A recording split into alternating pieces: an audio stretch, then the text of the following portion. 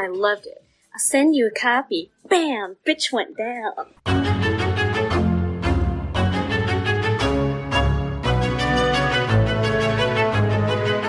And welcome back to Horror Queers. We're talking plane crashes. We're talking very unusual deaths. We're talking characters named after famous horror directors. I'm Joe.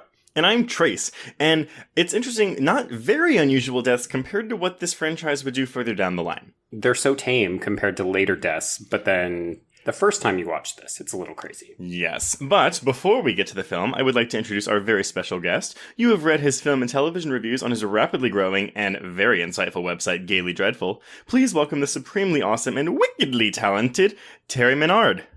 Wickedly talented? Hey, guys. Thanks for being here, Terry. Thanks. I'm really looking forward to be Rube Goldberg to death tonight. Jeez. Well, no, so I haven't seen this. Sorry, we're talking about Final Destination. Yes, it's the first week of our franchises. We're talking about Final Destination, not the Final Destination, like the best sequel. Terry, you can show yourself out. Oh. Wait, are you being serious, or are you trolling me? Because I did a Twitter thread about this the other day, and some people came out of the woodworks, sorry, they're actually listeners, to defend the Final Destination, and I was like, I don't know. No, I am definitely not trolling. I am not a troll. I hate that movie so bad. It was bad. Admittedly, I haven't seen it since it came to theaters. I saw it the same weekend that I saw Halloween 2, because Rob Zombie's one, because they both came out the same weekend in 2009. What a great weekend for horror. Right, yes. But maybe I'm due for a rewatch, because I did buy the 4-film box set for this podcast. But anyway, so no, I haven't seen this, though, in a long time, because I don't revisit this one very often. I typically revisit 2, 3, and 5. But I was surprised at how strongly this, or how well this held up. Yeah, this run one really resonates with me because it scared the crap out of me when I was, I think it was like 19 at the time. And I remember specifically that we were going on a plane trip in a couple months. And it had been the first time I'd been on a plane in probably 10 years. And I was absolutely terrified. I was checking all of the trays and making sure that nothing was going to fall out on me. It was great. Well, and also just think about it, because this, actually, here, let me start with just when this came out. So we are talking about Final Destination, which came out on March 17th of 2000. Now, I wanted to bring that up because can you imagine if this had come out a year and a half later? Oh, it wouldn't have been released. Yeah, they would have had to reshoot a bunch of this, or maybe even scrap the plane crash entirely. And for some reason, if listeners, you don't know what we're referring to, we are referring to 9/11. It feels like such a long time ago, and yet when you watch this and you're like, oh, it's a plane crash, like, I don't know about you two, but that was literally the very first thing I thought of, is like, nope, none of this would have happened. It would have been completely taken care of. Even though it's not like a terrorist attack in the movie, although I guess it technically is, because it's death attacking them and blowing the plane up. I think the real terrorist here is Alex. Alice is the terrorist. Anyway, this was distributed by New Line Cinema and has a runtime of 98 minutes and a budget of $23 million. I was a little surprised to see, though, that the opening weekend, it would open at number 3 with $10 million. And it kind of basically just kept staying in the top, not in the top, but like it was like in the top of like the top 10 for weeks and weeks and weeks. And it ended up grossing $53.3 million domestically and an international gross of $59.5 million. So it ended up making a total of $112.9 million on its $23 million budget, which is why we have 4 sequels. And I think people genuinely like the premise, right? Like, this is the start of a franchise. It's why we're doing it this week, because this kicked off a slate of sequels. And I think proved to people that there were alternative ways of doing a slasher-inspired, somewhat supernatural film, which at that time, you know, really we were firmly in the grasp of Scream knockoffs. So it was kind of aping on that, but also sort of doing its own thing. Yeah, well, and it's interesting because basically the opening weekends for each of the films grew every single installment except for the 5th one, which coincidentally is one of the better ones. The first one went from 10 million opening, the second one was 16, third one was 19, and the fourth one was 27 million. Obviously helped by the 3D ticket prices. And then the 5th one dropped down to 18 million opening. Thanks a lot, The Final Destination. Well, basically, because each successive film gets punished or rewarded based on the strength of the other films. 2 and 3 are pretty good, and then 4 is like the armpit of the franchise. So number 5, I think there's also a gap between 4 and 5, isn't there? Yeah, no, it's a 2-year gap. I mean, the 4th one was 2009, the 5th one was 2011, so 8 years ago. Okay. Wow. Yeah. And we're all officially old. But, and I know, like, maybe if, like, you aren't super into box office numbers, but basically this movie, opened number 3. It was still number 3 its second weekend, but then it dropped to number 7 and then 9. But it never dropped more than 30% each weekend, which is a pretty good holdover, especially for a horror film. Some of that's probably me, because I think I saw it about 3 or 4 times in the movie theater. I was 11 when this came out, so I didn't see it in theaters, but I remember my parents renting it, and my dad could not stop talking about the bus scene. That still today is really surprising. It is. So who's in this movie? Who directed it? Well, hold on. We have to go with reception first. So, only one movie in this franchise has a fresh on Rotten Tomatoes, by the way. Can y'all guess which one it is? The 5th one, I looked. Yes, it does. What? Yeah. Really? The Yeah. 5th one is the only one with a fresh score. The worst score, I think, is the 4th one. Okay. So, the first one has a Rotten Tomatoes score of 34%. Oh, come on. You know why? That's because people were like, oh, this is just another teen film. It's stupid. Mhm. Yeah, there was definitely a fatigue, I would say. I mean, yeah, it's like your post-Scream era, which, I mean, also something I learned I listened to some of the commentary until I realized that all of the IMDb trivia is literally the commentary. Oh, is it? Yeah, I listened to the director's one. Yes. But it was going to star adults until Scream came out. And then, they were like, oh, we got to make it kids. Can you imagine this film with adults? It'd be really kind of weird, actually. Well, I mean, the 5th one is adults. Like, they're young adults, but they're adults working in an office. Right. Yeah, Okay. that's true. So, Good point. If they look like they could be on the CW, I'm always like, for sure. You're appealing to a certain I'm market. right there with you. But your audience score is a 68% on Rotten Tomatoes, so it's good there. There we go. But then Metacritic, 36 out of 100, but the audience score of 8.6 out of 10. But I would argue that films like this are hurt by that kind of rating system because you're going to get your people, as we've talked about for a couple of weeks now, you're going to get the critics from like Variety and Rolling Stone, and that's not the target demographic for a film like this. Yeah, but randomly, Ebert liked this movie. He gave it a 3 out of 4. It's why I ended up going to see it, actually. It was because of him. Oh, really? Mm-hmm. Yeah. Which is weird because he says, he did that, dead. I don't know if he coined the term dead teenager movie or if like he just used it a lot, but he always referred to slashers as dead teenager movies. And he basically said this is the exact same thing, but it's a clever spin on it. Which is true. I mean, it is a slasher film kind of through and through. Well, and the other thing is that I was surprised at watching it this time about how the lack of morality is. Because you think about most like slasher films, and there's usually, the promiscuous teens or, that kind of thing. But other than Carter's alcoholism inspired from the crash, no one is really a quote unquote bad teen. No one is being punished for bad things that they've done, quote unquote.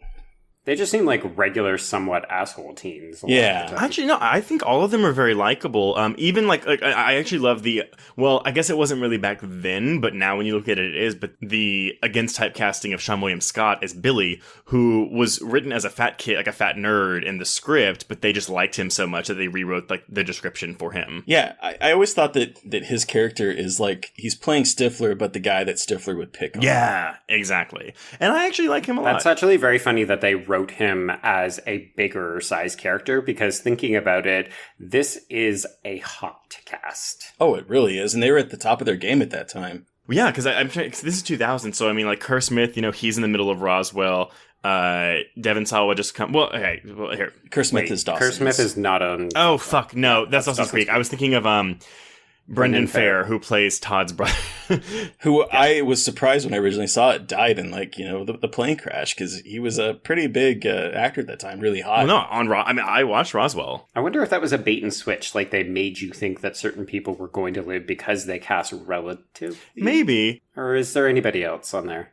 I thought the girls were going to survive, the hot girls. Wait. I have to get this out, though. So, okay. So, did either one of y'all watch Roswell? Yep. No. Okay, so there's Jason Bear. It's Jason Bear and Brendan Fair. and then Kerr Smith on Dawson's Creek. So there's Kerr, Bear, and Fair. And I would always get them confused every time. Welcome back to Fuck, Marry, Kill. Right. Well, in Kerr Smith, he was, on Dawson's Creek, and he was playing a gay guy, and he had his first male gay kiss on television. Yes, and I never watched Dawson's Creek, and I feel like a bad Kevin Williamson fan for not having watched it, but I think Joe might have things to say about Kerr Smith, Kerr Smith, and his gay characters on this episode, so we'll see. Mm-hmm. But anyway, let's just run down our little our casting call right here. So first, the film is directed by James Wong, who also directed The One with Jet Li. He also returned to the franchise for Final Destination 3, and he also directed Dragon Ball Evolution. Oh dear. I know. And of course, several episodes of The X-Files, and more than several. The script was co-written by Glenn Morgan, James Wong, and from a story by Jeffrey Reddick. So he actually Reddick wrote the main first script, and Wong and Morgan kind of came in and did a tune-over. But Reddick hasn't done a ton of stuff since this movie, but he did write the mid-2000s Jenna Dewan Carey movie, Tamara. He wrote the 2008 remake of Day of the Dead. He wrote Dead Awake, the sleep paralysis movie with Jocelyn Donahue. And then he also did a movie this year called The Final Wish with Lin Shaye that I haven't seen, but I've heard is actually pretty good. Oh, is it? Okay. I mean, I've heard mixed things. I've heard she's good and the movie is, iffy. I mean, the movie kind of sounds like Wishmaster, I think is what... I mean, I haven't seen it yet. I actually... I think it's on VOD right now. But, it's, I'll watch Lin Shaye in almost anything. Well, and it was also just announced that he's doing his first... directorial debut for a movie called Good Samaritan, I think. Oh, well, I saw he announced that, but I didn't know if they actually named the movie. When they announced it, they came out with the name and I think a couple of members of the principal cast. Ah, gotcha. Well, also, part of the reason we're covering this film, Jeffrey Reddick is an out and proud queer man, so yay, representation. Absolutely. He's also lovely on Twitter if you're not really following him. So if you want to engage with him, he will chat with people freely. P.S. I actually have seen Tamara, and I mean, it's not a super great movie, but it's a lot of fun. It looks fun. It's a lot of fun. So anyway, the actor who's in this movie, first you got Devon Sawa, who viewers may know from, I feel like Idle Hands is his biggest thing that people know him from, even though I've never seen it. It's good. It is. It's fun. He was also Casper. I was saying he played the live version of Casper and Casper, and for my CW nerds out there, he was also in quite a few episodes of Nikita with Maggie Q. You also, if I remember correctly, see his ass in Slackers. I've never seen Slackers either. I don't think I've seen Slackers either. It's not good. Oh, okay. Anyway, we've also got Ali Larder, who I think at the time... So the time this came out, I think Varsity Blues was her biggest hit, but she was in House of Haunted Hill the year before this, which is really funny considering she plays an adult in that movie and a teenager in this one. Right. And of course, she's also in Legally Blonde, and she... Oh, how about this? She plays Clear in this movie and Claire in Resident Evil 3, 4, and 6. Hell yeah, she does. So are we in agreement that we're going to refer to her as Clear? No, I mean, her name is Clear. But they pronounce it Claire, do they not? No, they pronounce it Clear. Her name is Clear Rivers. Yeah. Part of the problem might be their accents keep changing. Sometimes it is about a New Jersey accent, and sometimes oh my God, it's not. Todd. I know. Once in a while, what is the actor who is playing Todd doing? Todd is played by Chad E. Danella, who was in Disturbing Behavior before this, but he's also the really obnoxious cop in Saw 3D. God, who can remember? I do, because there's a scene when he confronts Betsy Russell. He's talking to her and he's like, "You're crazy since the first moment I ever met you. I know just how crazy you are. Crazy." It's the funniest line delivery.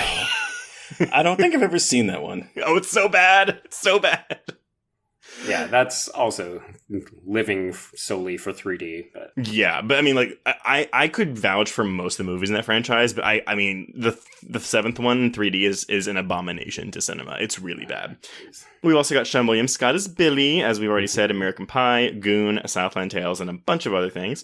Kerr Smith, Dawson's Creek. He was also in My Bloody Valentine 3D. Oh God, he's so terrible in that. Yeah, I mean, I like that movie, but he's not great in it. I mean, let's just get it out on the table. He's awful in everything, including this. Good. I mean, I think he's fine here. He's just playing a terrible character. I find him and Todd to be very one note. Todd doesn't really have a lot to do except say, hey, let's go take a shit together, and then die. Let's take 2 shits. Yes, I need to know. Also, I want to know if that was Reddick's original draft, or if Glenn Morgan and James Wong added that in later. But yeah, so we've also got Kristen Cloak playing the teacher, Miss Luton. She was also, and Joe, you told me this, she's married to Glenn Morgan. Yes. And was also in his remake of Black Christmas. Mm-hmm. And then lastly, of course, there's a little actor in this movie named Tony Todd who plays the Mortician Bloodworth. And of course, he's in Candyman, Night of the Living Dead remake. And didn't know this, but he was in Platoon. Oh. I didn't know that. Joe, what is Final Destination about? All right, here we go. Okay, so Alex Browning is packing for a school field trip to Paris, France, along with 40 other students from his French class. Superstitious by nature, Alex notices a series of ominous signs before getting on the plane, where he promptly has a vivid vision of the plane blowing up shortly after takeoff. He warns his fellow students in a very alarming fashion, and in the ensuing chaos, he and 6 other passengers, including poop-obsessed best friend Todd, teacher Miss Luton, closet homosexual Carter and his beard Terry, dim-witted Billy, and sensitive artist Clear, they're all ejected from Flight 180. The plane then blows up spectacularly, killing everyone on board in the exact same manner that Alex predicted. After being questioned and released by FBI agents Wine and Shrek, oh god, yeah, those names, the group reconvenes at the school memorial 38 days later. That night, Todd is killed by death in a terribly convoluted fashion, but it is dismissed as a suicide. Clear and Alex go to the morgue seeking answers, where they learn from the creepy morgue attendant Bloodworth that Todd was merely the first in Death's grand plan to collect them all. Terry is then destroyed by a bus shortly thereafter. Destroyed by a bus. Spectacularly destroyed. I'm feeling very attacked right now. Only female Terrys need worry about that. Oh, good. Yeah. Alex believes he can crack the code, and using a schematic of the explosion through the plane, he deduces Miss Luton is the next victim. In the film's greatest set piece, she is stabbed in the neck by exploding computer shrapnel, bleeds all over her home, accidentally stabbed in the chest by falling knives hidden under a hand towel, and then has the knife rammed into her chest further by a falling chair. Wait, pause. You are forgetting when the trail of vodka that she drips lights a flame from the exploding computer and mousetraps its way over to blow up her stove. This is true. I guess that does end up contributing to her. Yeah, that's how the chair falls over. That's how, whatever. Continue. So she dies, and Alex becomes the prime suspect. So Clear tries to talk to him at the beach, and they're picked up by the remaining survivors. Carter, who is the next in line, joyrides through town and is nearly killed on the train tracks, but Alex intervenes and saves him. Billy is then promptly decapitated, proving that victims can be bypassed, but that death will jump to the next person.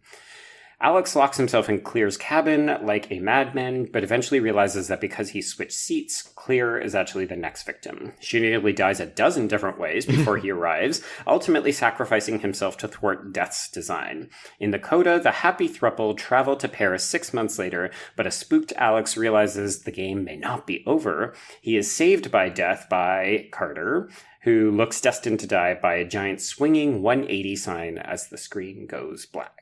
So I actually never really cared for this coda. I know I'm just jumping right to the end, but I just never really cared for it until I watched on my Blu-ray what the original ending was. Oh my god. Yeah, Terry, you know this? Oh, I didn't watch the deleted scenes, but when I was listening to the commentary, I know that the original one of the original plans was that Clear would be pregnant and wasn't going to be killed because she has an innocent soul in her body, and then the moment she gives birth, Death comes rushing in and kills her. That was in the original. I don't know if that's what was actually filmed. So in the deleted scenes, her and Alex fuck on the beach. Whenever they go to find him, it doesn't show the sex scene. It's like they start making out, and then it cuts away, and then boom, the train scene is next. But get this. So there's 3 deleted scenes. One is the extended beach scene. The second deleted scene is called Pregnancy Test, and it is literally a 15-second clip of her looking at a pregnancy test, throwing it in the trash, and then it shows that it's positive. There's no other context to the scene. I don't know where they would have put it. It doesn't make any sense. And the movie is so compressed. Yeah. That, I don't know when they would have done it. That would have kicked off her attack scene, so she would have thrown the pregnancy test into the garbage, and the garbage would have spontaneously combusted, lighting her entire second floor on fire. Yeah, exactly. And then, basically, the ending plays out most the same. Like, the pool, the house trying to kill her in a bunch of different ways, she's in the car, Alex picks up the wire and basically bursts into flames and dies. So he does die there. And then it cuts to her giving birth in a hospital. She's then living in Alex's bedroom with his parents because, as she has said, her dad died and her mom just abandoned her, and she's apparently living on her own. Paying that rent somehow? Yeah, and then the final scene of the film has Clear at the gravestone, like the memorial of all the kids, and Carter comes up, and she's holding the baby, and they just kind of talk, and it's kind of a sweet, like, emotional ending, and then it just, like, a leaf falls on the screen, and it blacks out. There's another extra feature on the Blu-ray, though, about the test screenings, and people hated that, and they hated that Carter survived. So they went back and reshot the 6 months later ending, which is also why Ali Larter is blonde in those reshoots. Makes sense. I mean, I remember watching this the very first time and thinking that the coda felt slightly different. Like, you could tell that some time had passed between the actors shooting the rest of the film and this, but for some reason I never clued into the fact that her hair is a completely different color. I was an idiot when I used to watch films in the late 90s, I think. I picked it up, but I just assumed it was to show that time had passed.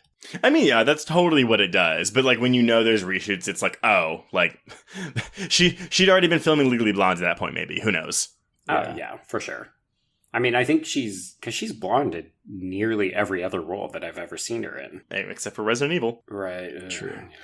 Joe, don't give me that shit. Those movies are fun as fuck. They are No, fun. but I mean, I never loved her character in them. For me, it was like 100% Mila all the time. I guess it's because you didn't play the games. Maybe. Or maybe it's because I have a hard-on for Mila. Yeah. So, anyway, what are y'all's thoughts on your rewatch of Final Destination? Well, so one of the things that I picked up a great deal on this one was that Alex reminded me a bit of, and this might be a little too English nerdy, but Cassandra from the Greek mythology, where she would have all these prophecies, but no one would believe her. And in she even had a prophecy about the fall of Troy, and there was a telling of it where she was actually stopped from burning down the horse that had all the Greeks in it by the Trojans. They stopped her, and so everything that she saw came true, but no one would ever believe her. And so I picked that up a lot with this one. Wait a minute. Did you just watch Scream 2? No. Tracy's literal only point of like... That's literally a whole scene as Cindy being Cassandra talking about the fall of Troy. You know, as much as I love Scream 2, I haven't seen it in a long time. Oh, well, fine. Sorry. No, that's very observant, though, because he absolutely is, right? I mean, that's part of what... I know. Some people might argue that his character is not particularly exciting. I would argue it's the problem of being the protagonist in a lot of these films, where you have to be the person with the emotional arc. And in this case, I mean, I don't know, like, Alex isn't really given a lot to do apart from running around frantically. I think that's why the ending scene works so well for me, because it actually puts both him and Clear in danger at the same time. And you're kind of like, oh, okay, either one of them could go. I actually had forgotten how exciting the climax of this movie is at her place. And when she, like, climbs in her house and, like, all the electricity, like, the electrical appliances are blowing up around her, following her through the house, that's really cool. It was really exciting this time. Yeah, I forgot about that. It's because it's far longer than I remember, too. Like, I forgot about the pool. I remember her having to, like, climb back into her house, but like I was imagining people freaking out because thinking that the dog was going to get killed, because as we all know, it's such a trope. But apparently he was going to get killed in the original. Oh God.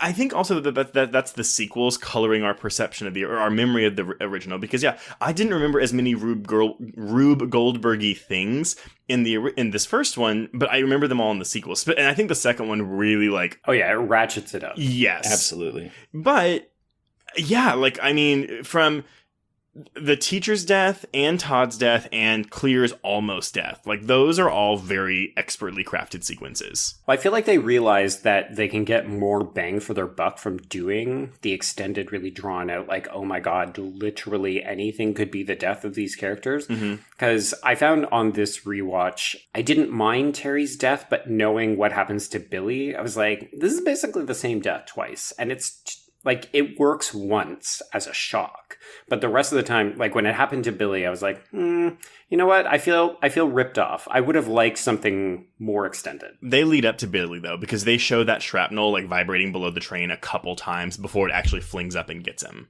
No, but I wanted to like cut off a tree branch that then falls on him, and then he gets hit by like a second train that's going in the other direction or something. Well, okay, so maybe we just go through the deaths really quickly, because I mean, that's obviously the hallmark of these movies and like what they're known for. Or I guess we can start with the plane crash, which is, I mean, it's not my favorite out of all the opening sequences of these movies. I think it's the most normal, yes. Right? Like everything else just gets amped up to 12 after this, whereas you're like, oh, a plane crash on its own in 2000, I mean, that still today would be a big deal, but in this case, it's like, I feel like people really responded to the fear of being on a plane and having that explode. Whereas everything else, you're like, well, people spend time on highways. People spend time on roller coasters. Like, these are regular things. And seeing it back when I did in 2000, when Trace was like 2, I don't know if you know this, Trace, but internet wasn't as big of a thing at the time. I was alive I was in 5th grade. Thank you very much.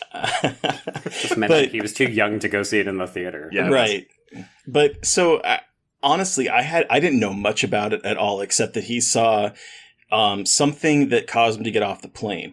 So when I saw this and I saw them taking off, I'm like, oh, well, I guess it's going to explode on the way back, because I didn't realize that it was this whole, grandiose idea of what he was seeing, and then it was going to explode and get off the... But anyway, so when it happened, I was absolutely terrified. But watching it now, it's sort of... I think the sequels have kind of outpaced it. And they've kind of tweaked it too, because the one thing that I always forget that happens is when Todd dies and the water that he slips on, like, goes back... Retracts? Yeah, it goes back. Because it's the only time it happens in the entire franchise, right?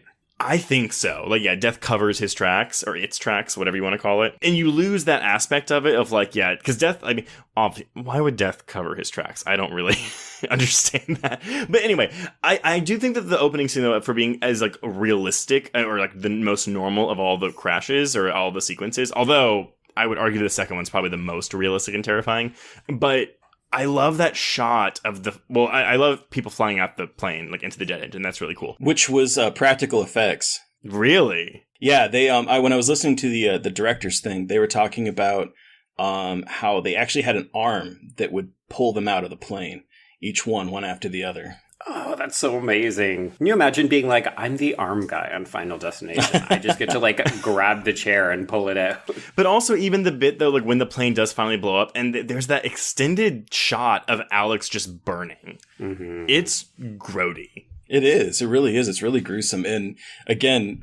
seeing it, knowing that in a couple months I was going to be flying on a plane was probably the worst decision I ever made. It didn't stop me from seeing it 3 more times in the theater, but still. Well, that's what's kind of great about this movie, though, is, okay, so the slasher genre is always, criticized because there's quote-unquote nothing new you can do with it. And, I mean, I get it. There's a very simple formula to the slasher film, blah, blah. So Reddick... which took, by the way, I'm sorry, we kind of skipped over this, but this was intended to, this is a spec script for an episode of The X-Files. That What? I know. Everyone knows it, but just in case you don't. I feel like there's like 2 or 3 big pieces of trivia that everybody can spout off about this, and it's like, that's... Right, but if we don't mention it, they're going to be like, y'all didn't mention that it was The X-Files. Mm-hmm. No, but this takes the slasher formula and, like, gives it a really cool twist, because then, the complaints like, oh, like Jason, he can just teleport around, blah, blah, blah. Whereas in this one, the killer literally can just teleport around. Now, why he doesn't give these people heart attacks in one fell swoop, I don't know.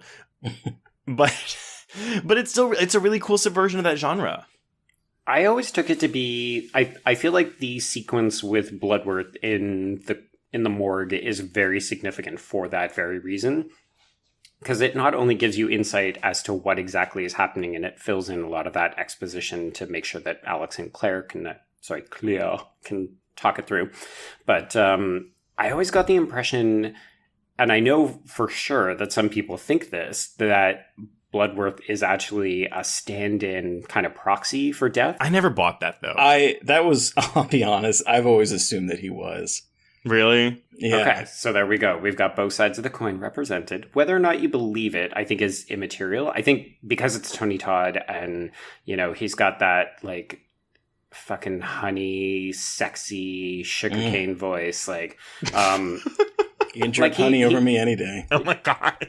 Like he's oozing menacing sex appeal, and he's at this point perfected it because he's been, he's done the Candymans for several years at this point.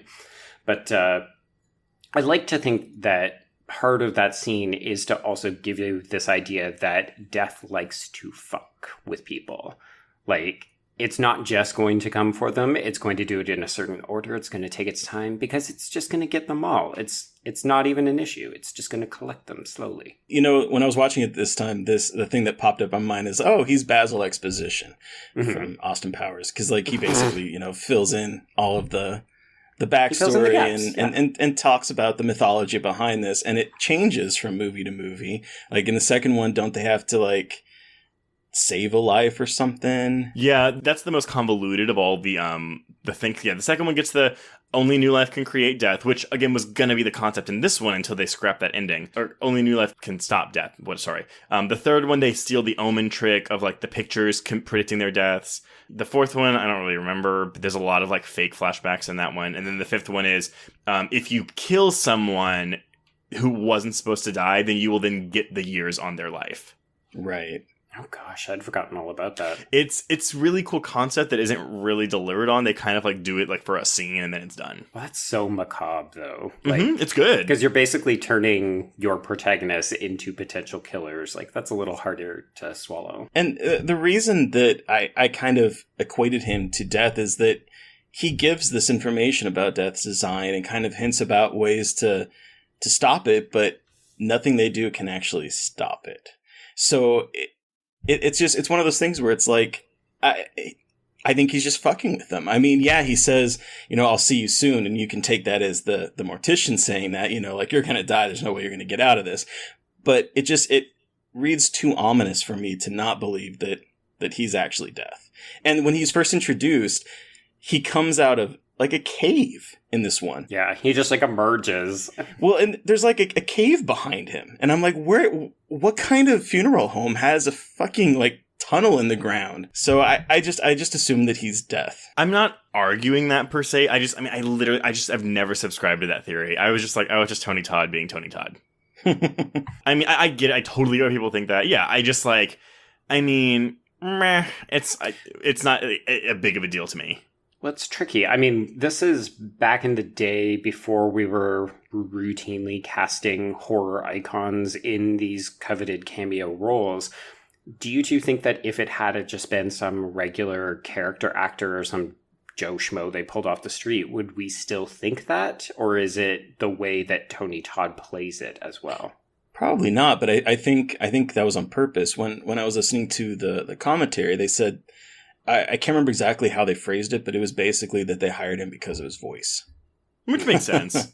And I mean, like, because he obviously Candyman. Was he in Wishmaster? Because I know that was also another one of those, like, all these horror icons are in Wishmaster. It's 1997. Mwaha. I do not believe he is. Okay. No. Well, I know Robert Englund and what's-his-face, Kane Hodder in that. But okay, so I want y'all's opinion on this. So there are a couple things in this movie that I think could be argued are tasteless.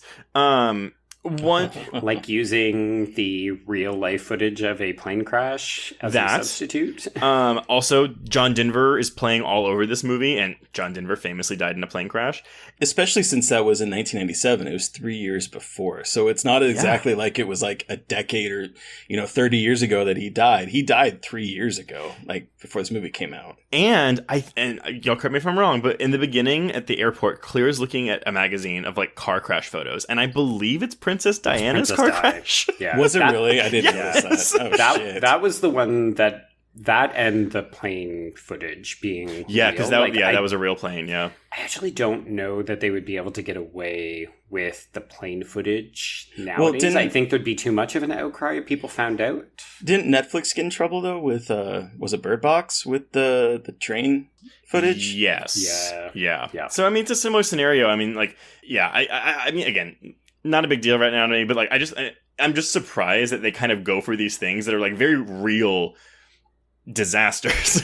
Yeah. Right. The John Denver stuff didn't irk me in the same way because, I mean, it's music. It's kind of like a wink wink, but yeah, like they would have had to pay for that song. So in a way, they're actually paying the estate so the estate is making money. They could have said, no, we disagree with the way that you're representing John Denver. So yeah, I realized it this time a lot more than when I first saw it because they played fucking like all the time. Well, and I didn't realize that he had died, literally 3 years before this came out, and I feel was a little tasteless, but But it works. It hammers home the idea. So let's say we've got the plane crash. It's great. It's super fucking scary. It'll never be shown on planes ever. And we go through this funeral scene, which has a really sappy song. Oh, the music in this movie, by the way. So the score is done by Shirley Walker, who she's dead now. But she did the music. How did she die? Do we know? I don't know. But plane crash. No, I'm kidding. But I actually like a lot of her work is she's worked with James Wong and Glenn Morgan. But she did the Black Christmas remake score, and she did the first 3 Final Destinations. But she also co-did the score for True Lies and Ghoulies. But this score is kind of all over the place. Like during the suspense scenes, like specifically during Clear's, constant 13 near-death misses, really good. But then there's really sappy music. Like whenever Todd dies, and we can talk about his death in a minute. But when his dad is yelling at Alex, it's just this. I wanted to pull a Romeo and Michelle when they're watching Pretty Woman, and she's like, "Oh, listen to that sad music, boo-hoo." That's what it felt like. Yeah, it's a bit more intrusive than I'm used to in my slasher films. Mm-hmm. Which is saying something because I typically don't tend to notice scores. So it felt very gothic this time when I was listening to it, and it definitely was overwrought in places. I thought it was interesting though, interesting choices, and I thought they picked some interesting music cues in the movie. I know Trace won't pick this up, but Nine Inch Nails was playing in the car. No, I mean, yeah, I guess it's all very that of the time. I also even the opening, when the New Line Cinema logo is going, it's the pre-Christopher Nolan blom. Right.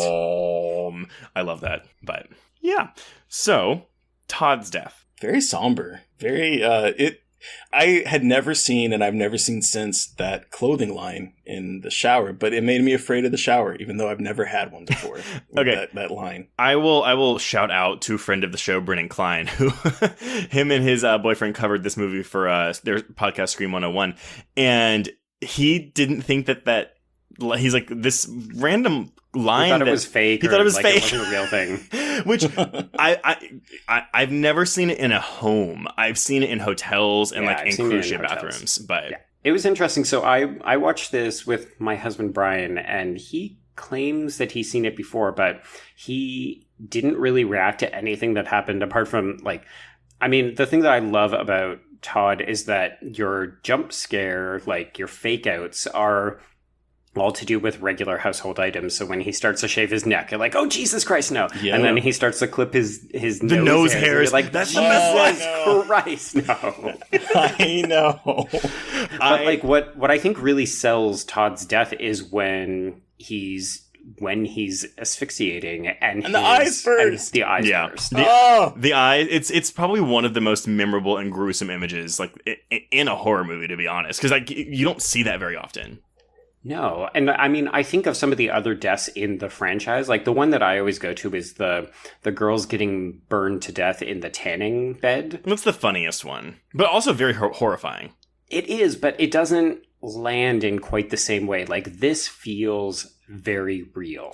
It's not sensationalized in the same kind of way, even though it does go on and on, right? It's interesting, though, because, again, the third one, Glenn Morgan and James Wong return, but the third one is probably the most lighthearted out of all of the 5 movies, in the sense that it's really having very jokey. fun. It's very jokey. It's it's like they watched the second movie, which is, in my opinion, probably the meanest out of all 5 movies. Oh, it's so mean. Yeah. And they went in the complete opposite direction and were like, let's make it fun. And it is. I mean, I like both movies for very different reasons. But yeah, the tanning bed scene is memorable, but it's also like the goofiest, like probably one of the goofiest deaths in the franchise. Well, and a little bit of trivia from the commentary. An optometrist actually commended them for the eyes bursting. Oh, that's awesome. Yeah.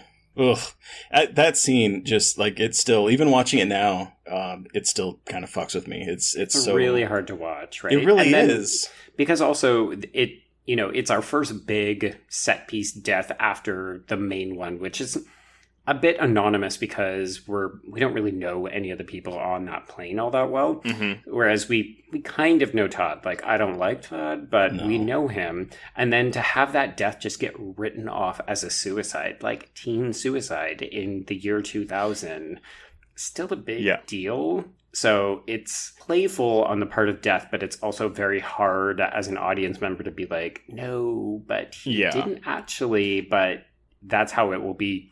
That's how it'll go down in history, right? Right. And before we move on from Todd, though, I have to ask y'all about this shitting thing. What... Have y'all ever asked a friend... Yes, we all poop, Trace. No, I know that. But have y'all ever asked a friend to come shit with you? And his reasoning is, you don't want to be on the plane, like, go shitting, and, like, one of those hot girls comes in right after you, blah, blah, blah. So shit also, now, forever hold your peace. It's 7 hours. And I'm like, I've been on a longer flight and had to take a shit and not done it because it's a plane bathroom. Like... Bitch, you hold it if you're really that scared about it. I mean, when you gotta go, you gotta go. I don't know. I mean, no, like, this is absolutely not a thing. If it had been 2 girls being like, hey, I'm going to the bathroom, because we see girls frequently go to the bathroom together, presumably not to poop, but to do, like, the sweetest thing kind of stuff. Girl things. Wait, straight guys, listen up.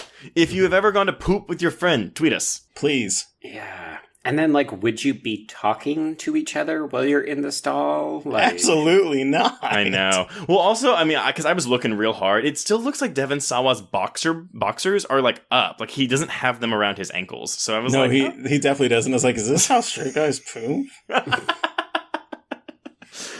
Well, actually, there's just a flap. It's like long johns where you just undo the tie and then you poop through the little hole in the butt. So... So Todd's death and quote-unquote suicide, of course, bring the FBI agents further into the fold. And I will tell you all right now, I think the FBI agent thing is the weakest part of this movie. Well, they don't really do much of anything except... It's to keep Alex away for the climax. Pretty much. Yeah. It's just, I think that's probably why I never revisited this movie that often, is because I just don't, I mean, granted, and they don't take up that much screen time, but it's just like, like, I hate the whole, like, we think you're killing these people, but I'm not. But we think you are, but I'm not. I hate that. Well, even the fact that, let's be honest, if someone forecast that a plane was going to explode and then it did, and the FBI was called in to investigate, that person's going into a black hole somewhere for a very long time. Right. It wasn't really believable, and it didn't really, I don't think, added much to it, to be perfectly honest. It almost would have been better if it had if they just hadn't gone with the police, like had them introduce and be like, we're going to keep an eye on you. But apart from that, no. Like, just write them off. I think it maybe works, like, for the teacher sequence we'll get there. So first, we can jump ahead. Terry literally just gets hit by a bus and explodes onto people. I'm right here, guys. Well, because I was going to mention Carter, too, because Carter is a douchebag for this entire fucking movie. Carter being Kerr Smith. Homo repressed. Yes. So, Joe, do you want to elaborate on your theory? Okay, so I was called out by Brian about this because I absolutely went into Final Destination with residual lingering Dawson's Creek feelings, and I was like, that guy plays gay, he's giving off a bit of a gay vibe, because he's a pretty boy, right? Like, Kerr Smith is just he's an attractive man, albeit not a great actor. Is.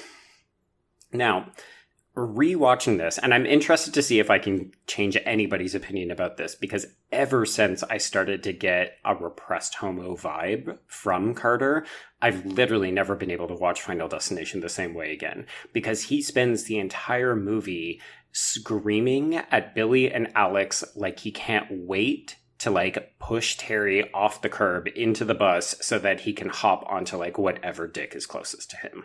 And the main thing is just like he's so mad at male characters, and like he's so like he's driving with Terry while Claire and Alex are having they're having their their coffee time chat out on the veranda. Yeah. And Carter is driving around, and it's like presumably he and Terry are maybe going to go somewhere and do something, like have sex, as teenagers do in these films.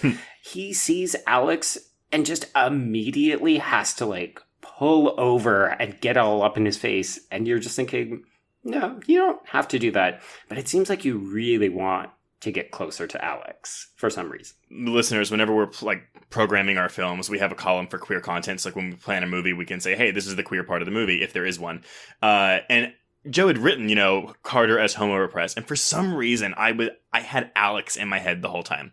So when I was watching the movie, I was like, I don't know where the fuck Joe was getting this Alex as homo repressed from. This doesn't make any sense. And then after I finished it, like, Joe, you messaged me and was like, Carter's totally gay, right? And I was like, oh fuck, it is Carter, and that totally makes sense. So yeah, it does. Terry, what do you think?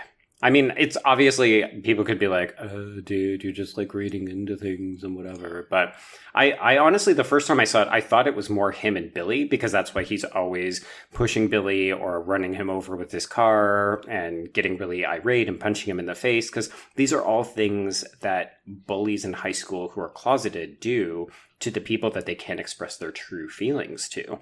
But then this time around, I was like, oh, he's doing that to Alex a lot. And I was like, maybe he's just hungry for D. Like, he just really wants to, like, get in some physical connection with a man. When I watched it this time, when you guys said, we're going to do Final Destination, I was watching it, and I had in the back of my mind, I was like, okay, well, maybe there is a queer subtext that I missed. And I, again, didn't see it this time. But with this discussion, I can definitely see a lot of traits that Kerr Smith's character had that a lot of bullies in high school who turned out, in my life at least, to be gay and were like homophobic because of it. I could see a lot of traits in that. So I can agree, but I totally didn't see it when I was watching it this time. And he goes with them to Paris at the end of the movie when when Alex and Claire are clearly a couple.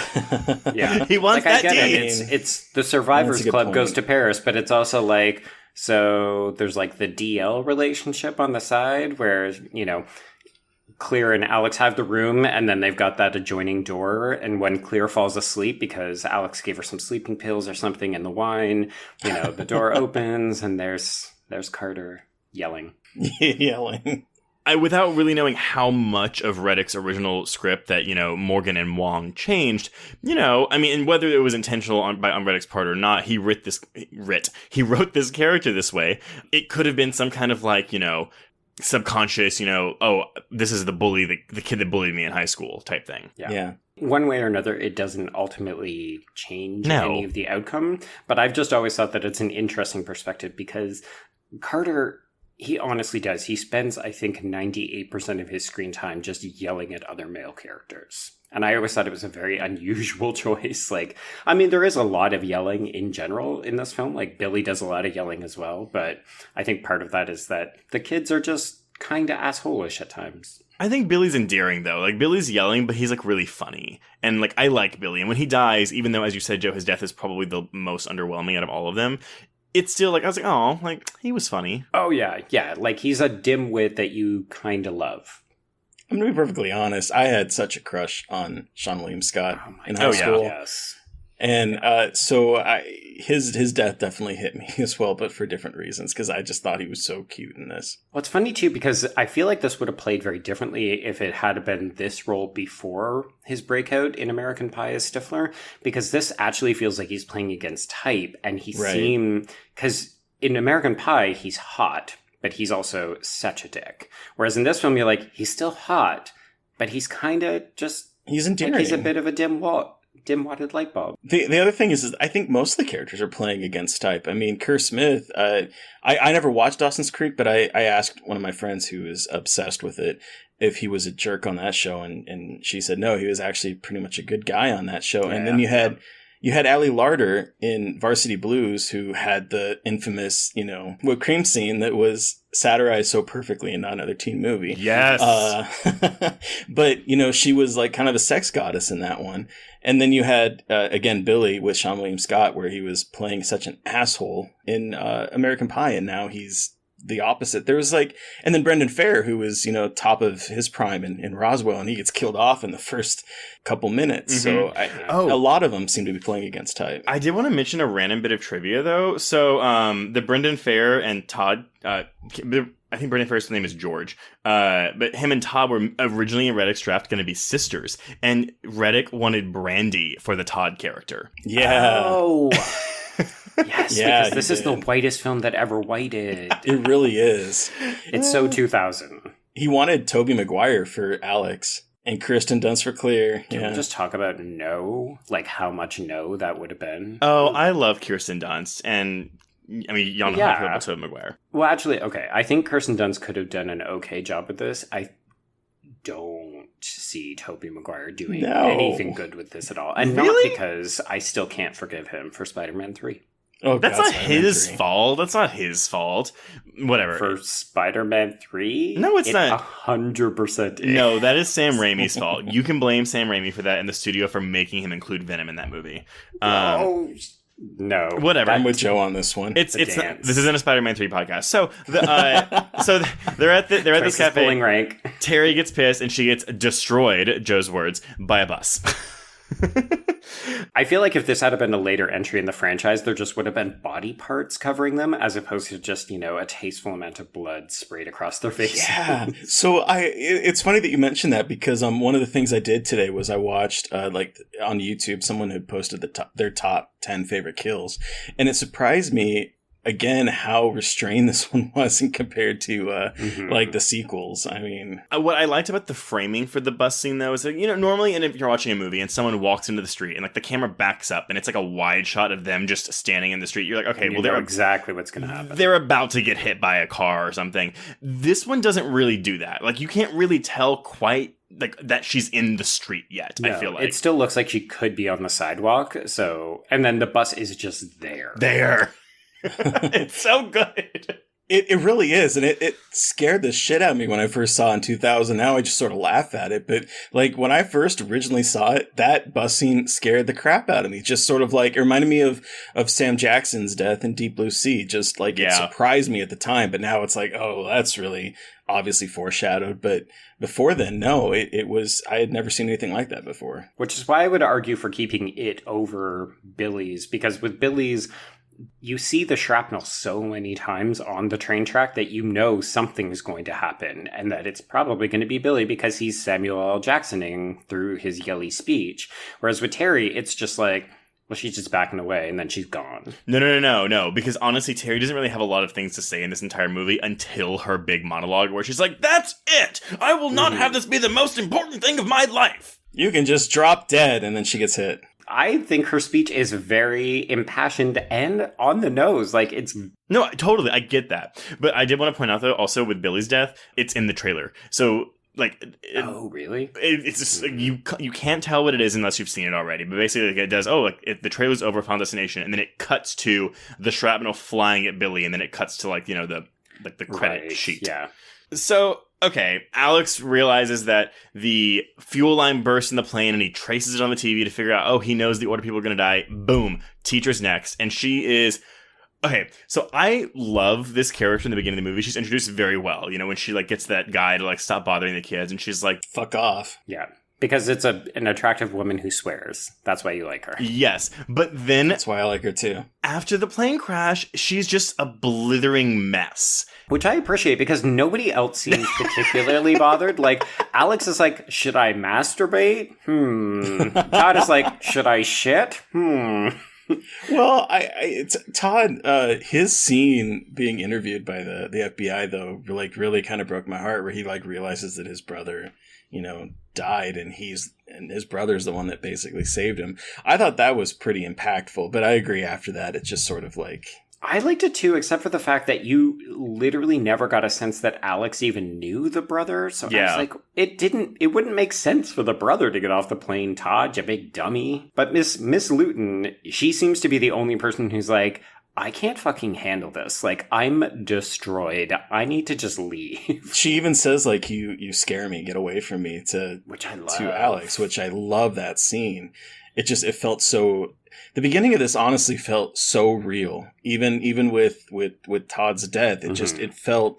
It was very emotional, and I forgot how much it kind of colors the rest of the film, because even though the rest of the deaths are fun and crazy set pieces, that first death just really hits hard. It does. I think this is kind of Terry's death it's so fast and abrupt, but it's kind of kicks off a bit of a humor, like you're stunned and absolutely. laughing.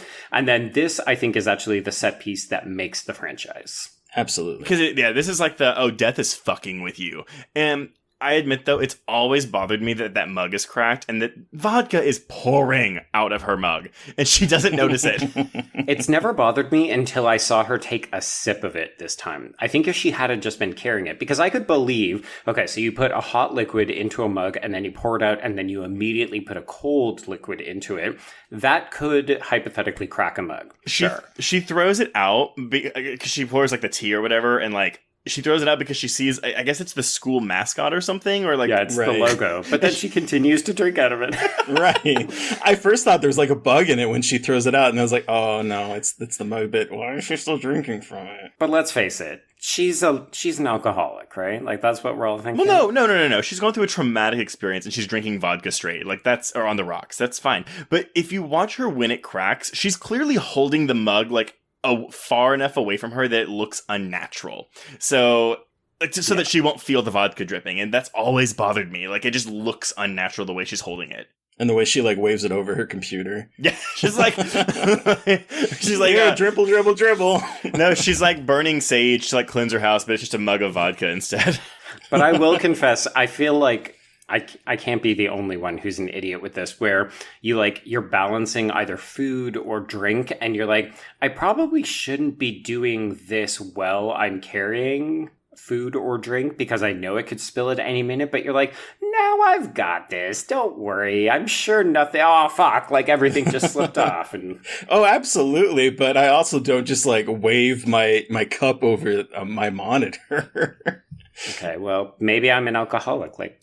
Well, and what I love too is that, like, so, like, because they have to keep her at that computer for a bit to so that it can blow up in her face, and the way they do that is there's this like this mini cornucopia like horn thing that she just feels the need that she has to bubble wrap right then and there. Yeah, right. Yeah, which sure, but. One thing that we haven't really talked about is a lot of the little Easter eggs in it, and they've strewn throughout this entire opening bit of all of the deaths that would happen. Back in like the airport, there's the murals on the wall, and one of them is a bus, and there's a frame of Terry standing in front of the bus. And so there's like all of these, and like the gate is 40, I think it was like 46, which is the number of kids that were supposed to die. So there's like all these little tiny Easter eggs in the background, and so that I thought that was interesting in this scene. And the franchise does get very good at dropping those little hints all over, to where it's almost like I liken it. I mean, not exactly, but I liken it to the Paranormal Activity franchise, because I call that franchise the I Spy franchise of horror movies, where it's just a lot of still shots, and you're just trying to look for something that's like moving or off a little bit. What's scary? What's scary in the scene? Yeah, like the still shot of a room, and this one's kind of the same, where it's like there's clues everywhere. That's just like fun. It's like it's an interactive viewing experience. Which, if you think about it, is also a nice revisionist twist on the idea of a slasher film, because typically you'd be trying to figure out who the killer is, whereas here you're just trying to figure out who's next and how they're going to die. They're trying to figure out how they're going to die is one of my absolute favorite things in this franchise, and this they do it well with Todd, but this teacher one, man, I mean, well, it's not really... Because you think she's dead anyway when the glass like shoots in her neck. But no, Well, she's still and kicking. she commits that fucking cardinal sin. Like, don't pull the item out of your body. Yeah. Well, then Alex does the same fucking thing when he pulls the knife out of her and gets his fingerprints on the knife. That's the piece Right. that always bothered me. But then, I mean, they also immediately blow up the house, so part of me forgives it. But I do want to narrate. So, okay, really quickly. walk So, us through the death. Okay, so shrapnel in the neck. Shrapnel in the neck. So she pulls it out. Her blood is going around. She walks back to the kitchen to get, I guess, a towel. And the computer explodes some more, and it lights the trail of vodka that she poured on fire. The trail of vodka then goes back to the stove. It lights the stove on fire, but then there's the open bottle of vodka right there, and that is what explodes. Because Right. it does like the little like blowing air on the bottle. That explodes. It knocks her over on the ground, and then she looks up and there's the knife rack with a towel on it, and she grabs the towel. The knife rack tips over. The knife just falls in her chest. Which is also unlikely, but sure. Yeah, I mean, no, it's Death's hands doing it because we saw Death moving across the shining kettle earlier. And then Alex comes in and he's like, "I'm gonna help you." And then another explosion happens, which then knocks the chair over and pounds the knife further in her chest and kills her. I do feel like my favorite thing is Alex being like, "It's okay, I'm gonna help you," and Death just being like, "Oh, really? Ha bam!" Yeah, absolutely. Like, fuck you, teenager. I'm Death. You kind of segue into something that I picked up this viewing is that this movie is really kind of a discussion of free will versus like determinism, because you have Carter who's like, I'm in control of my life. I'm never going to die. I am in, all that kind of stuff. But you also have the idea of Death's design, that they kind of broke his design. And so he's going back and he's like, no, you're all gonna die. And that was one thing that kind of struck me as being a little bit more than just the quote unquote dead teenagers movie, is this little, and it's a little muddled, but this ideology between whether this is, all determined and there's nothing they can actually do, which is kind of nihilistic if you think about it. Right. Or whether they actually do have free will. One of the things that fans love about this is the convoluted death set pieces, but at the same time, it's really... The franchise as a whole is encouraging people to say, you know what, we're all going to die. And really, at the end of the day, it could be in the fucking tanning bed. It could be on the collapsing bridge. It could be on the freeway or the roller coaster. But, like, eventually you're going to get the fire escape in the eye. You're just going to die. There's nothing you can do to stop it. There's nothing. Yeah. But you're also asking for it if you're a gymnast. Oh, Just saying. Best scene. It is. So Billy's death is next, and he gets, the shrapnel through the face, which I do like the decapitation because it goes like right under his nose. Yes, because normally you'd think that they'd do it through the neck. And instead it's like, it feels like he gets it right between the teeth. And the way when it flips backward, it's like there's a tiny piece of meat that's still connecting the top of his head to the bottom half of his head. And Really, it kind Trace? yes. I watch death scenes very closely in horror films, especially when it's practical, which this one was, I'm pretty sure. Yeah, most everything was practical. It was just some of it was a little enhanced with some CG, like the sparks in Claire's set piece. Which, again, I appreciate in this film so much more compared to some of the deaths in the later entries of this franchise, where you're just like, oh, it's cartoon blood. Yeah. I think the fourth one is the most guilty of that. You mean the anus in the swimming pool? It's not great. So yeah, and the second one actually probably has the best practical effects of the whole franchise. I think the third one is when they really start putting in some CG gore, but whatever. Because the third one is when they start doing 3D too, right? No, that's the fourth one. Oh, really? Yeah. Did you guys watch the third one on DVD where they had like you could choose your own death? Yeah, you can save some of the characters. That's only on the DVD, by the way, not the Blu-ray. I remember watching it on DVD and being able to like choose the scenes. I was like, this is kind of lame, but I kind of enjoyed saving some of their, like, you can save Frankie, the guy who gets the motor in the back of his head at the drive-thru. Aww. Yeah, it's kind of nice. God, I don't remember 3 at all. Oh, three's a hoot. I remember the nail gun to the face. Like, that's always the death that I remember. That one is the one that I remember the most. Yeah. 3's the roller coaster, right? Yeah. Yep. So what is 4? 4's the racetrack. Oh, fuck that. Okay. Yeah, let's move back. Okay. So Billy is dead. Practical effects. Yay, we love it. Okay. But then we go into my least favorite sequence of the film, though, which is fucking Alex holding himself up in this cabin. Yeah. I hate Okay. it. What is he eating? What is in that can? He's supposed to be eating some kind of like cream chicken thing that he absolutely hated in the first scene that they filmed it, so they switched it out with tapioca. Yeah. He does that thing with his mouth where it looks like he's chewing like something that's more solid than what it is. And then he like I don't know how to, like, he does this thing with his lips where he like gags a bit. I don't know. It's really gross. I believe that was because it was this cream chicken that they first gave him. And he hated it. So when they filmed it again, they just replaced it with tapioca because he refused to eat it. Yeah. I think my issue with this scene was that you've built up so much momentum with like the last 3 deaths that we've had, and then you just have to watch him like do this, and then the cops are coming for him, and he escapes on a canoe to go save Clear, and blah, blah, blah. It just feels like padding. It does. Yeah. It does. I think, again, they probably could have cut this like the FBI agents and just gone directly to him having... Because as soon as he gets away in the canoe and then they're chasing him through the woods, that's when it picks back up. But it's also because I think for pacing purposes, they needed to slow it down so that they could then start to ramp it back up. But it does feel like it goes on forever. Like, particularly when he has that monologue, like, oh, tetanus, good job. Yeah. And you're just like, Jesus, what the fuck is this? Like, let's move it along.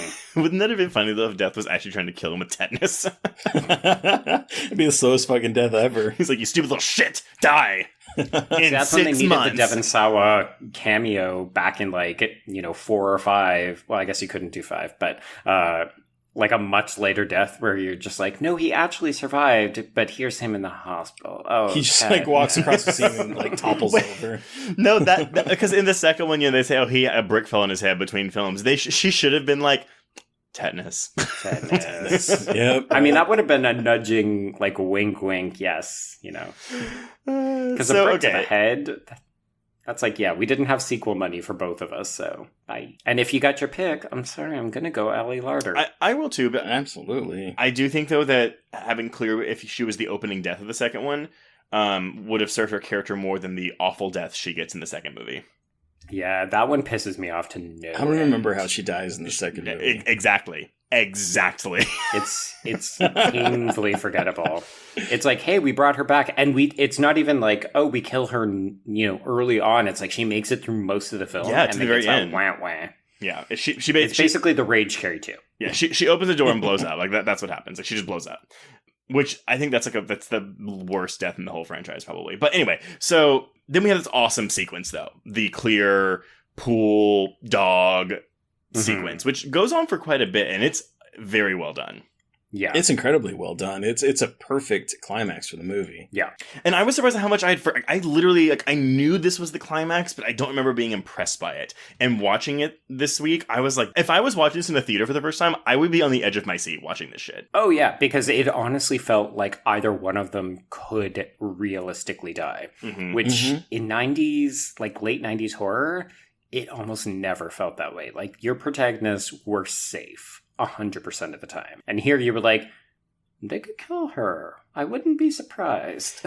That's the thing that I loved about this movie, is that it felt so dangerous. Like you mentioned, I thought they were both going to die in this scene. It was like, oh God, I don't want one of them to die, because one of them's probably going to sacrifice himself to save the other one. I don't want any of them to die. So I completely agree. Did y'all notice, though, and this is because they cut out the fucking scene, but after the beach scene, she keeps referring to Alex as baby. Yeah. They're very lovey-dovey, but you don't get that fucking scene. So it's just like, doesn't okay, make much sense. But they're holding hands in the climax or in the epilogue. Yeah, which again, you could kind of assume, oh, okay, in the 6 months that have passed since they started dating. But point. when she's like, "Baby, no, don't go," and he's like, "I'll always be with you," and you're like, "Wait, what?" That's what I want. Okay, I think that "I'll always be with you" is the stupidest fucking line in this entire movie. Well, I mean, it works in the context of the original script where they're together, where, they've had an intimate encounter. No. She got sand up the vag, and they're together forever. It doesn't work. That's something that belongs in some sappy drama. This, "I'll always be with you." It's cheesy, yeah. This would have been a sappy drama if she was pregnant and she told him, hey, we're going to have a Right. baby together. Oh my Then he would God. say that, and it would be like, that's a sappy drama, but they cut it all out, so it just feels really out of place. It's just really goofy, and it kind of like, to be honest, threw me out of like I didn't even care that he picked up that wire. Oh, by the way, though, the wire which is roaring as if it was the shark in Jaws: The Revenge. Good point, yes. Well, and speaking of the Jaws reference, there was a Jaws reference earlier when Todd dies and he goes to the house and the dad is like confronting him. It reminded me of the lady on the beach that like slaps, Brody. Oh, yeah. You're totally right. I have nothing to contribute to this because I'm so not a Jaws person. Joe! God damn it. I'm leaving this right now. No, it's... You know what? I'll take Deep Rising over Jaws. I'll take Anaconda over Jaws. Joe. I make no apologies. Okay, wait. Joe! No, hold on. I will side with Joe on this. If I'm going to put on Jaws or Deep Rising for fun, I'm going to watch Deep Rising. Totally get it. But, I mean, Joe, you've seen Jaws 2, right? I have not. Have you seen Jaws cannot 3? believe that I'm on this podcast right now. No, I don't even like the original Jaws. I'm not going to seek out the shitty inferior sequels. Oh my god. You know what? what? If Finflix invites me on, then I will watch one of the sequels. That's it. I am contacting Drew, and I am telling him wait. that he needs to have you on. Wait. Because fuck, man. They already covered Jaws 2, which is the best of the Jaws sequels, so you can't do that It one. really is. Oh, Jaws 2 is so much fun. I But want Jaws Mhm. 4 in space. That's See, but that's here's the only one I'll watch. Jaws 4 isn't good, but it's also like not very fun to watch. Whereas Jaws 3, which is the Dennis Quaid one with Jaws in SeaWorld, isn't good, but it's very fun to watch. Oh, I disagree. I'm the opposite. You I even hate hear Jaws the 3. words that are coming out of your mouth. Jaws the It's Revenge like- has like 2 deaths in it. It's so boring. The pacing is awful in Jaws the Revenge. But the novelization is amazing. Yeah, where it's yeah, a voodoo shark. Oh my But God. Joe, Jaws 2 is literally a slasher movie in the water. It really It's is. so fun. Not to hype my own work, but I have an article about how Jaws 2 is a slasher and it came out before Halloween. Mm-hmm. Whatever. I'm already on the record as saying there's a ton of movies that I have not seen that people would be shocked about, and I've already approached Trace about doing a new level of Patreon about it, and he's been like, okay, sure, whatever. And he's over here like making me watch Jaws. fucking Dead Ringers and like other Canadian films, and I'm like, Well, I'm just dude. going to say, It's true. if The you do amount of anything Canadiana that I'm sneaking onto this motherfucking podcast, I am like a covert Canuck. Well, this like- is a Canadian film, too. Especially the sequels, actually. The sequels have kept, like, the Canadian film industry afloat for many years in the early have they? 2000s. Well, I'm just going to say that if you ever do an episode on any of the Jaws sequels, you best have me on because those movies are my jam. I will say that we were pulling big anniversaries for 2020, and Jaws does turn 45 next year. Oh, yeah. Okay, We anyway. need a bigger podcast. So I'm surprised that's not the name of a podcast, actually. What, we're going to need a bigger podcast? Yeah, like I am about ready to go register that name. Thank you very much. uh-huh. Okay, so Alex he pulls the I'll always be with you. He does not die, and then 6 months later it's the new ending, and they're in Paris, all happy, but John Denver's song is sung in French, and then 180 kills him. Mm-hmm. So how do y'all feel about the end of this with the blackout to Carter getting hit by the sign? Well, I will say that when I saw it originally, I absolutely loved it. Mhm. It was the one moment that like I was actually laughing because like, oh god, the sign's coming behind him. Mm-hmm. Whereas the rest of the deaths really kind of like scared me when I originally saw it. But now I'm like, this doesn't really work.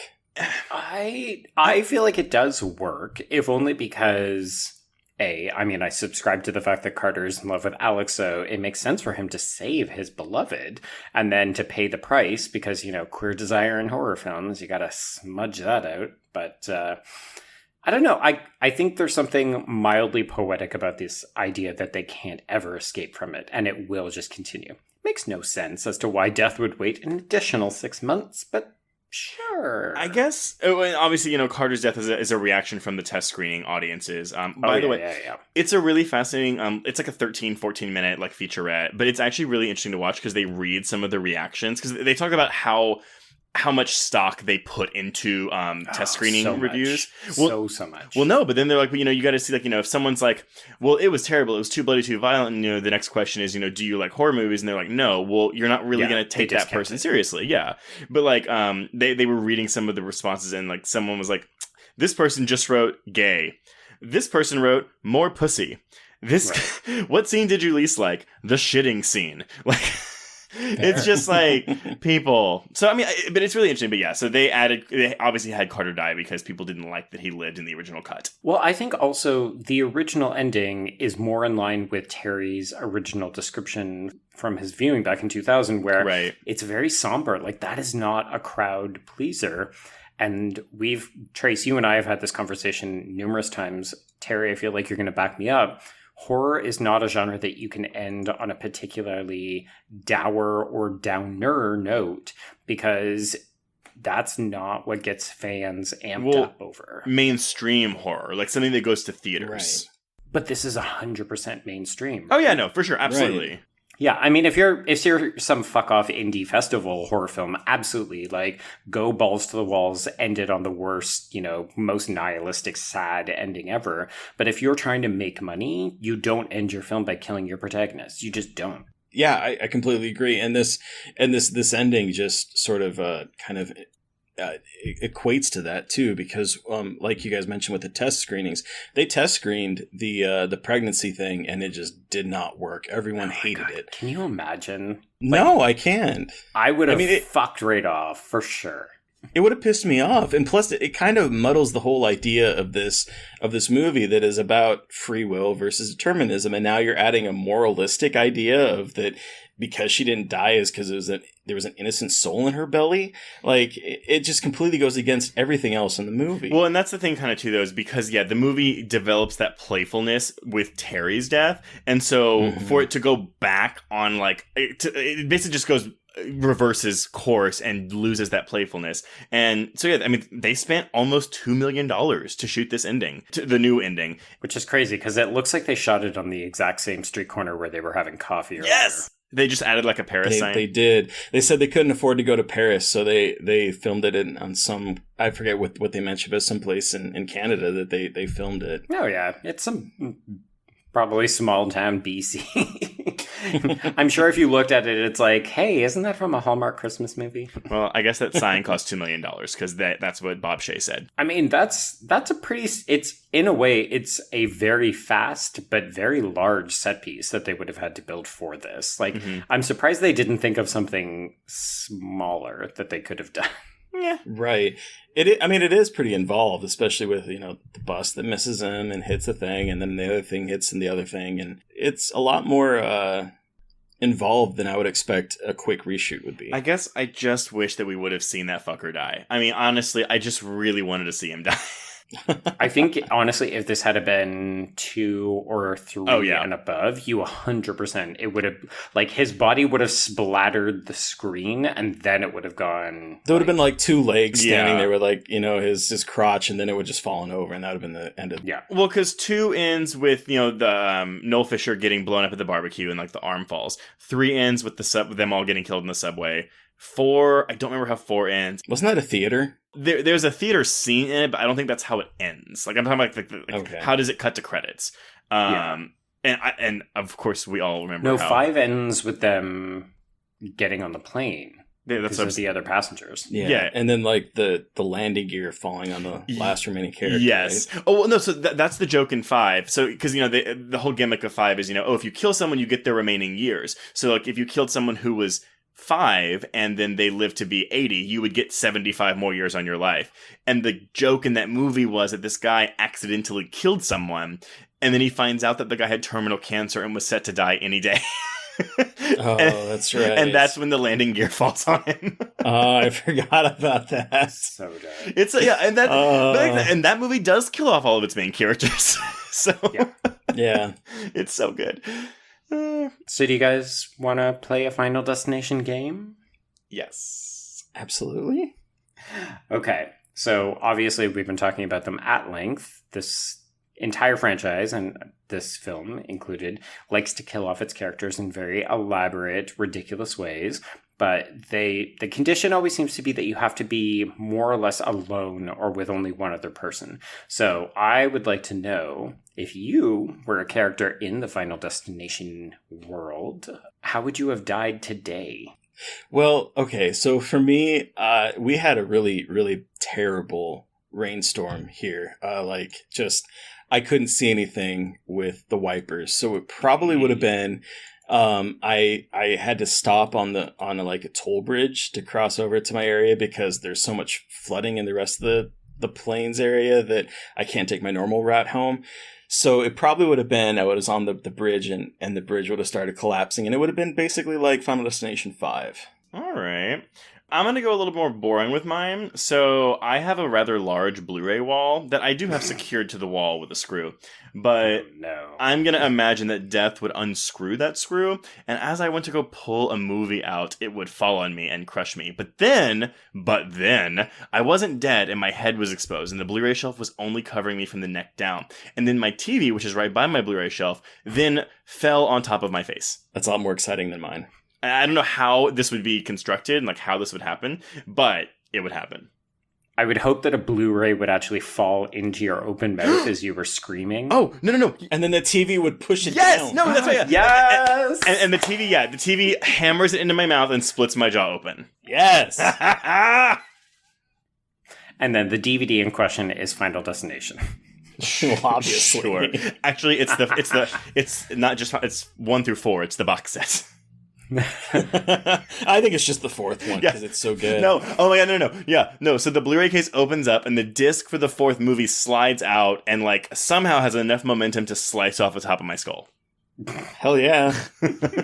I'd watch it. Final Destination 6 right here, guys. There you go. Jeez. I mean, the other question I could have asked would have been who do you cast in the remake of this? Because of course we have a new Final Destination en route. They've already announced that they're going to reboot the franchise. Yeah.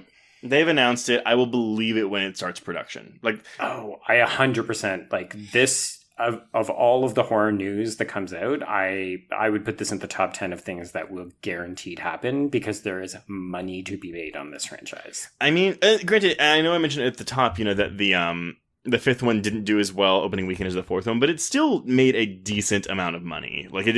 It wasn't as good as the fourth one because it had the 3D cost, but it still made money. To me, this is a goodwill franchise. When you talk about Final Destination, you're more likely than not to encounter people who like this franchise or love it. And particularly because the franchise ended on a high, I think there's a lot of people who are like, you know what? I'm back for more gory deaths, reboot it, start afresh, tell me something new, and I'm in. Yeah, and I mean, if you haven't seen the fifth one, I mean, obviously we spoiled it for you, but that fifth one, I mean, how many fifth entries are considered as good as Final Destination 5 is? Yeah. How many are even watchable? How many went to theaters? and like you said... The Dream Child from Nightmare on Elm Street, that's so good. I don't think anyone would agree with you on that, but I don't agree with me on that. No, and you're right, Joe. Also, going out on a high note. How many horror franchises especially, go out on a high note? Besides Scream, with Scream 4, of course. Yeah. Right. Well, and I would argue that's actually the other one there's an opportunity to reboot that. But they never will, because they've got the fucking TV show. Nah, maybe. I mean, the third season is probably never going to see the light of day. Yeah. When is the third season coming out? It's supposed to come out for 2 years, right? Yeah, pretty much. Yeah, there's a story there. I'm sure there is. So, do y'all have any more lingering thoughts on Final Destination before we get to housekeeping? I still like it. It started slower than I remember, but as soon as he has his vision, from then on, I'm all in. The characters are really annoying, but then after the crash, things come together. The deaths are good. This one, I think, has the most well-formed emotional components of the entire franchise, and for that I give it credit. Yeah, I completely agree. I think from a emotional storytelling perspective, this one is probably my favorite, but from a death perspective, it doesn't hold a candle to some of the later ones. And I think that's probably why I never revisit this one. I'm sorry, why I don't revisit this one as often as 2, 3, or 5 is because that emotional core, I would say, as just taken purely as films, each of all these Final Destination movies, this one's probably the best one. However, I rank them as 5, 3, 2, 1, 4, but a really large gap between 1 and 4, because I still like 1 a lot, but it's because it does kind of, this sounds silly, but it's more character focused. It's just not as fun of a watch as those later entries. Yeah, you're not getting those ostentatious kills. And you're right, Joe. It is, the beginning is slower. I think that honestly, to get through the end of the plane crash to like past when they're out of the interrogation rooms, it's like 25 minutes of this 98-minute movie. Yeah, whereas typically you're like, 5 minutes in and you've had the vision, and then they're like, oh shit, I gotta change this. Yeah. I still think 2 is probably one of my favorites because it is so freaking mean-spirited, and that's the kind of humor that I like. Like, it goes full gallows humor with that one. It really does. And to be honest, I actually think the opening of 2 is my favorite of all of them.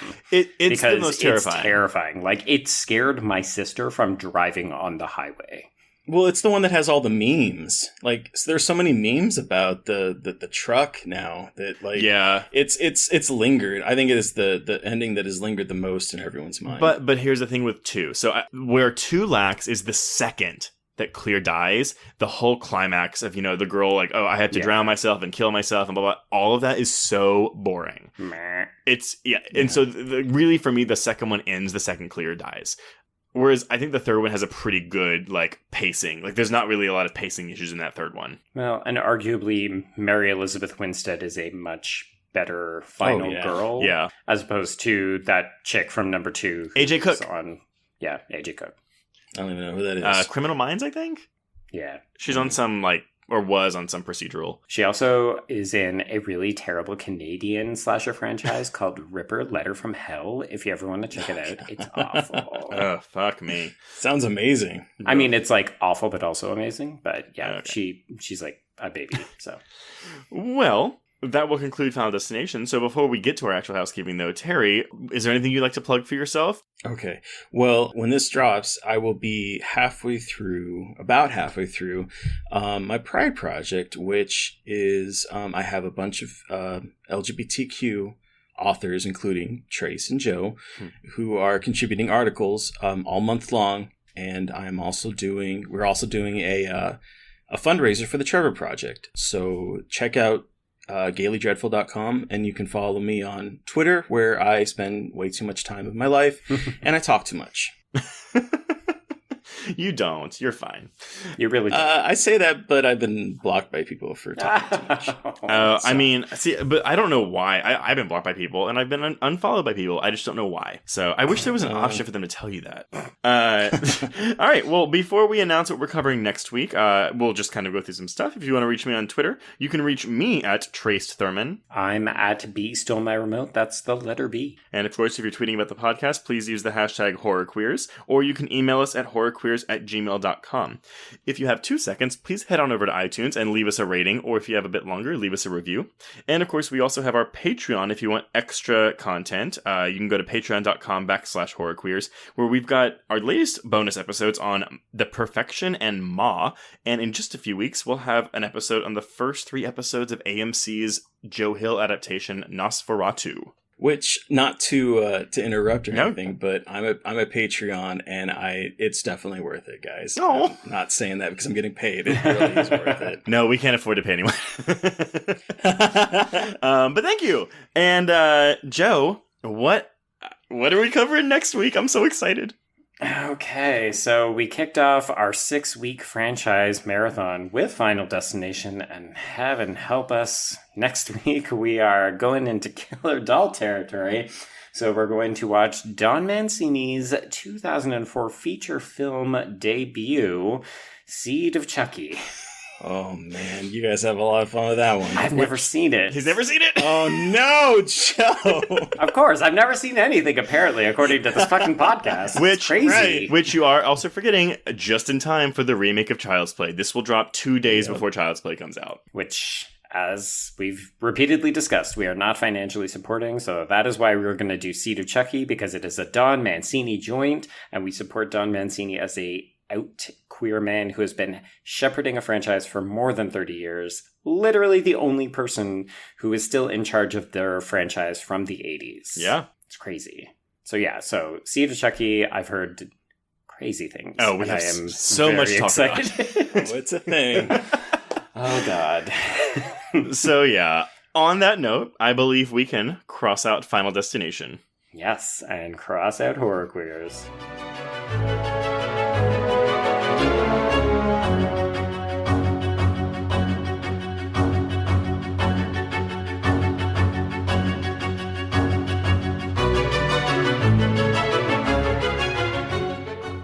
This episode was brought to you by the Bloody Disgusting Podcast Network, delivering your weekly horror podcast fix. To find more episodes of this show and others, please visit bloodydisgusting.com/podcast network.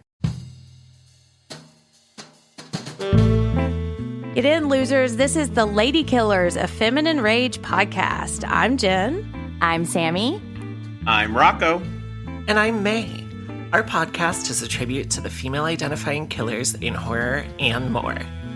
Each episode will feature us, your Supreme Court of female murderers, discussing our favorite lady killers, from your Julias and Jennifers to your Carries and Christines.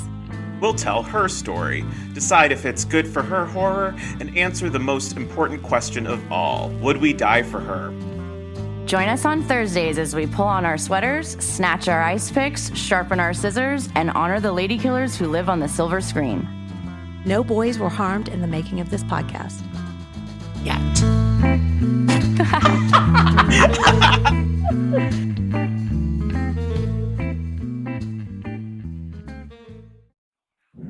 Hello, I'm Shelby Scott, the host of Scare You to Sleep, a podcast where I tell you spooky bedtime stories full of creepy sound effects and music that is soothing yet unsettling to help immerse you into a world of horror. This is a show for those of us who have realized horror can be a strange but relaxing escape from reality. Speaking of escapes, sometimes I lead you through guided nightmares, like a guided meditation, but instead of flowery meadows, I take you on a journey through your own personal nightmare. So come get lost in the terror with me. Listen to Scare You to Sleep wherever you listen to podcasts, or find us online at bloody.fm. Sweet screams.